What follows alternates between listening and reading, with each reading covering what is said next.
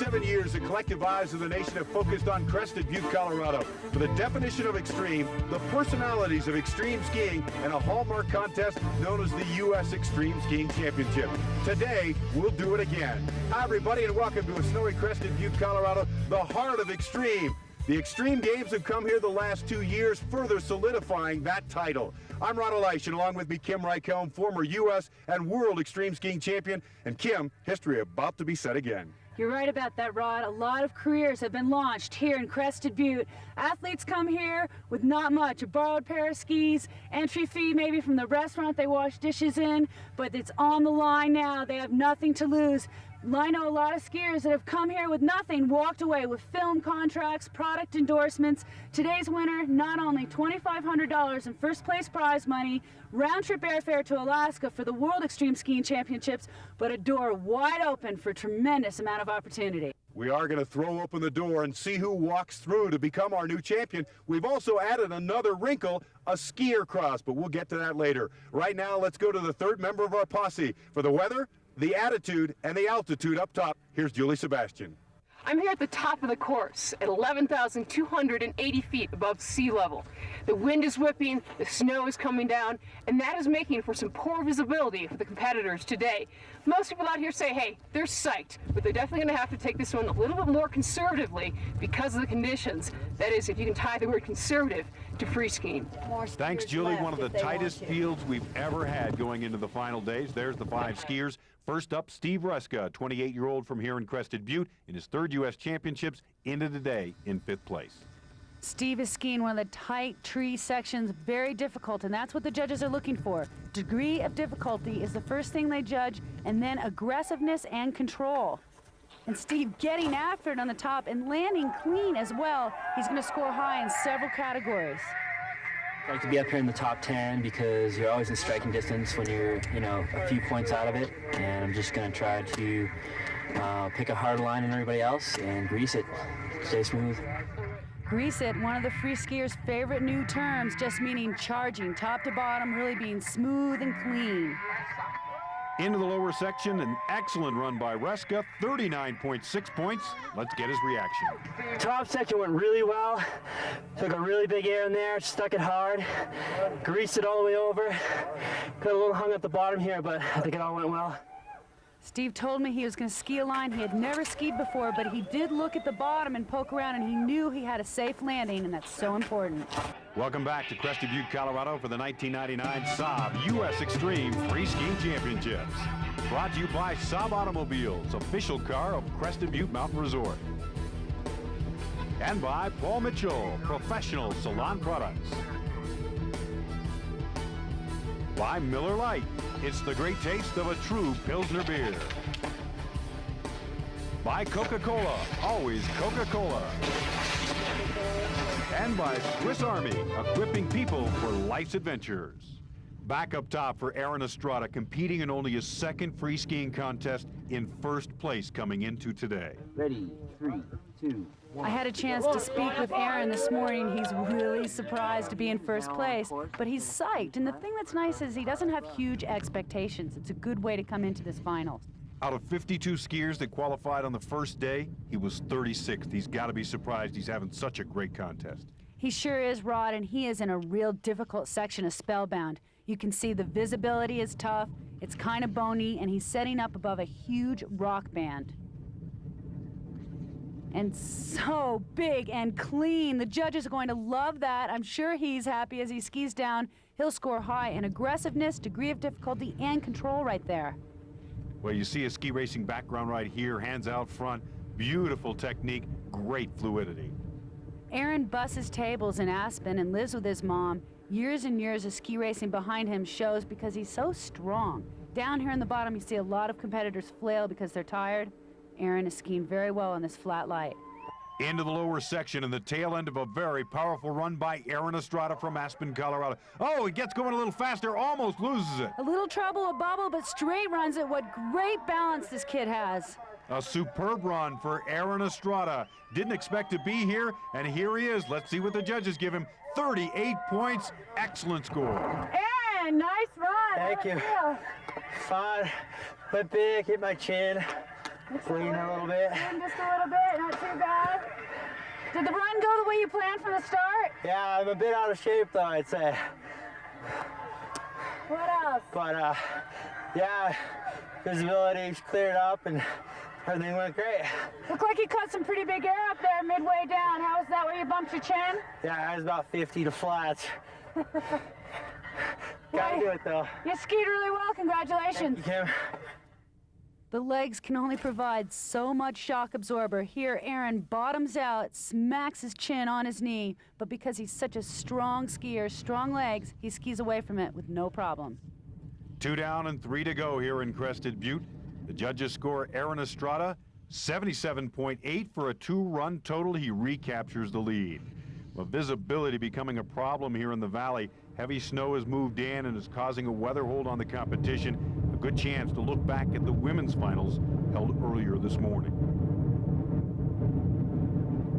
Among the competitors, Barb Peters, the only skier to make the finals that has competed in all 8 championships. Her best finish second last year. Barb has really come a long way. She's a great skier, but she's not that fierce of a competitor. I spoke with her this morning and she said, you know, everybody wants me to win, but I hate pressure. I'm not a competitor. I just like to have fun. 2-day total, 63.6, second place. Asia Jenkins, another longtime competitor here in Crested Butte at the USX. Asia's finishing up school in Gunnison, and she has not been skiing that much, but she told me she's spending a lot of time in the gym, and that's paid off. She moved from 4th to 2nd. But the name on top of the leaderboard, one that we know so well, she is 3-time and defending champion Jill Sickles-Matlock. Jill's the only one that skied this real difficult top section of Toilet Bowl. She's going to score higher on degree of difficulty than anybody else, and that's what puts her out in front. Her previous titles, 94, 96, and 98. With this run, she will cap her 4th first-place finish in the past 5 years. The first year I won this contest, that was like the gnarliest thing I could do, leaning tree shoot. So I'm like, I gotta go there again and do leaning tree shoot. And I did, and I was tired there too, but the crowd kind of helped, and I got to go into the bottom. So well, talk to me about your future in extreme skiing competitions. I think the past is more to talk about. I think my future in more extreme contests is may not be much of a future. I think I've been doing this for a while now, 6 years, and I think I've gotten out of it what I can, and I really think maybe this is my last year. And I know I've said that before, and people are all like, yeah. But I think I'm more serious this year, thinking about maybe moving on and doing something else. But it's been fun. It's been really fun. Jill is a very conservative skier. You can see her. She skis a tough line, but she takes her time, stays in control. She never takes a fall, this girl. With all the women down the course and 1/3 of the men now finished, well, we're stuck in a weather hold. As you can see, the snow is really dumping down right now, and that means poor visibility for the competitors if they were to do the course, but it's also poor visibility for the judges. If they can't see the competitors, obviously they can't judge them. So, for now, we're stuck here. The judges call. The contest has been postponed due to the weather. We'll sort it out in a moment. I don't think conditions have changed that much in that venue. Welcome back to Crested Butte, where the competitors have met and decided their own fate. The skiers that skied today, their scores will stand. The remaining skiers will ski it off to decide our championship. We're ready to go again under bluebird skies with our final 14 skiers. And Kim, you skied the course this morning. Tell me how it's changed. You know, you would think, Rod, with fresh snow and beautiful blue skies, these competitors would have an advantage, but it's tough. It's really hard to see the rocks because the snow's blown in, really grabby. We're going to see some falls and some trouble up there. First up under the sunny skies, Justin Madru, USX rookie, in 2nd place coming into the final. Let's go, guys. Up, up, up! Justin has a wonderful attitude. He's having such a good time. This kid has taken a year off from school where he's at the Colorado School of Mines studying geophysics. A little bit different up here in Spellbound than it is in school, but he's getting after it, not hesitating, going for big air. Looks like from behind the trees that his landing is clean as well. Does he have an advantage? We talked to him before the run. Oh, I think we definitely have an advantage. We can see the light's not flat. You know, it's unfortunate for those guys that went yesterday, but we're doing what we're doing, getting it done. And Justin is getting it done. He's a 3-time junior Olympian. A racing background always helps in these extreme skiing contests, and it sure doesn't look like he's having the trouble that I had when I skied this venue this morning. Oh, a little trouble right there. Almost fell off a cliff, but able to pull it back together. How do the judges score something like that? Well, it was a little bit of bobble, a tiny bit of loss of control, but the fact that he got it back together before he went off the cliff is what really counts. Well, he won't be happy with that score. Justin Madru from here in Crested Butte, happy to be done. It's rough up there. My legs are all tired out, but I made it down! Happy about that. Feel good about the entire run? Any problem spots? No, we went pretty good. It was a fun run. Hope to see everybody do well. Hope everybody stays safe and ripping it up. What a great attitude Justin has, so supportive of the other skiers, and cleaning the air up here in Spellbound, staying in good form all the way through to a clean landing. But the rest of the run didn't go so well. He falls back to third place from second. Aaron Estrada still on top. So what's up with this new culture of free skiing? What happens after the day is done? Well, we sent some of our cameras out and about in an attempt to capture the behind-the-scenes glimpse of the culture of free skiing. One of the things that's so great about being a competitive free skier is not the competitions themselves, but traveling around the country with your friends, skiing a variety of different places. And you know, sometimes the competitors push their limits much harder in the backcountry and when you're out skiing for fun rather than in a competition. But you can be sure that free skiers love to compete no matter what it is. That was great. Did you see that? That man has stamina, balance, and aggressiveness all in one. All in one. Boy's the man. And I will win someday. That day could be today. We come back, Jack Hannon. Turn it up, boys!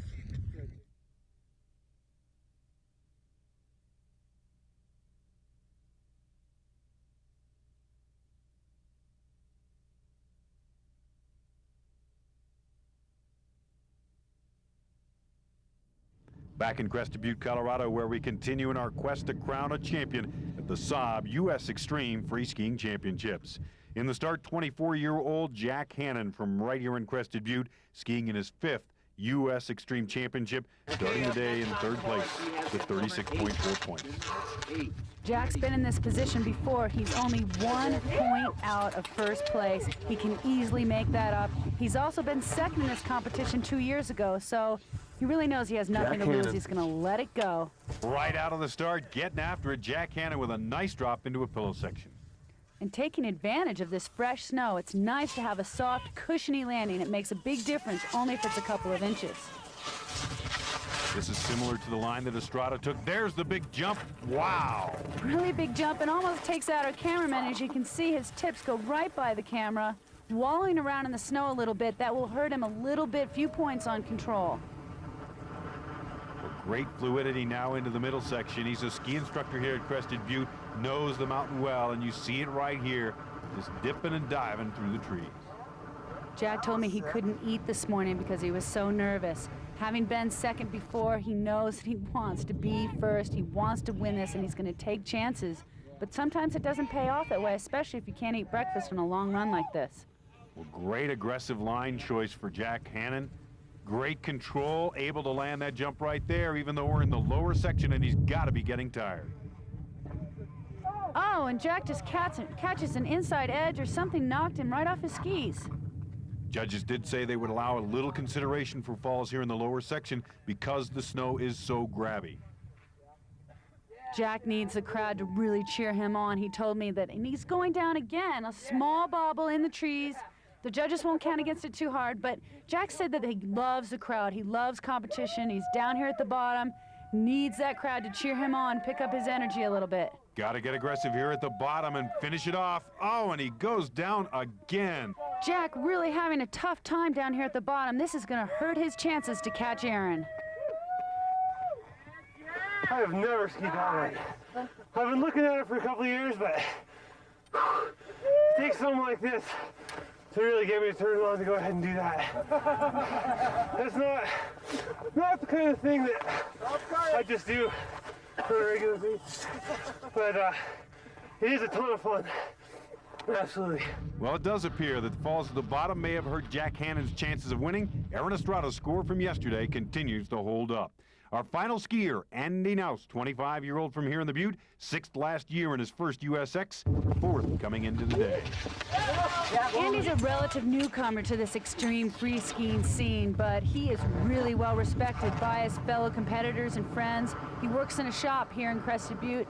And the thing about Andy is he's very methodical about his competitive strategy. Nice right there. Very, very clean, back on his feet. And setting up for another big air. Clean again. You gotta ski to win, and you can't hold back. You just gotta be really strong, fluid, aggressive, take the line, and show them that you're the best out here. Andy's showing that he is one of the best out here. It looks like he's knocked his goggles off his helmet. They're flapping around behind him. Possibly they filled up with snow on one of those airs. Well, a lot of points to make up for Andy Naus. Did he have enough on that run to catch up to Aaron Estrada from Aspen? Obviously very happy with the run as he comes down into the finish line. Is it enough? One of the better scores of the day, but not enough to catch Estrada. I stuck it all. Missed one little drop, but I stuck this top section clean. Nice. Thanks, guys. You guys roll. You can see why Andy has respect from his fellow competitors. So clean in the air, massive air, and pinpoint landing. We're going to see a lot more of Andy Naus. Naus moves up 2 spots from his 6th place finish last year, but Aaron Estrada, the 21-year-old from Aspen, beats the Crested Butte boys and wins the 1999 Saab U.S. Extreme Free Skiing Championships. Congratulations to Aaron Estrada. One last look at this giant leap of faith from our champion. Yeah. Coming up, we'll speed things up with a hot new sport of skier cross. Welcome back to Crested Butte, Colorado. Just hours after the Extreme Free Skiing Championships end, our skiers come to the bottom of the mountain for the Swiss Army Skier Cross. There isn't anything like this in skiing today. 6 skiers at a time. It's fast, it's fun, and it's really dangerous. Here's a taste.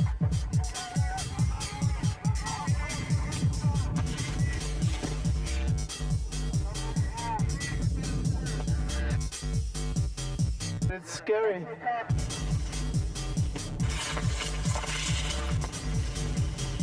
Go fast, have fun.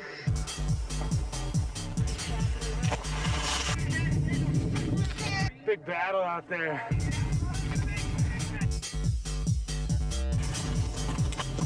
It's all about fun.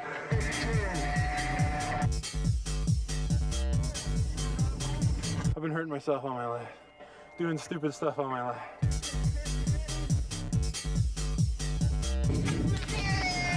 Ouch!